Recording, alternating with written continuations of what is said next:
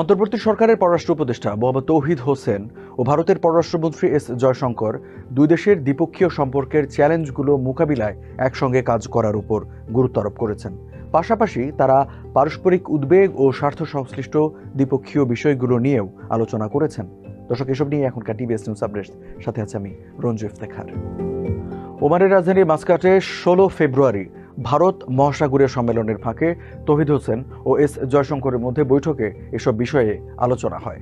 বৈঠকের পর পররাষ্ট্র মন্ত্রণালয়ের এক বিজ্ঞপ্তিতে বলা হয়েছে, দুই দেশের সম্পর্কে দেখা দেওয়া চ্যালেঞ্জগুলো দূর করতে একসঙ্গে কাজ করার উপর গুরুত্ব দিয়েছেন বাংলাদেশ ও ভারতের শীর্ষ এই কূটনীতিকরা।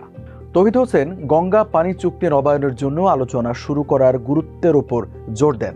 সেই সঙ্গে সার্ক স্থায়ী কমিটির সভা আহ্বানের প্রয়োজনীয়তা নিয়েও কথা বলেন এবং এ বিষয়ে ভারতের সহায়তা কামনা করেন।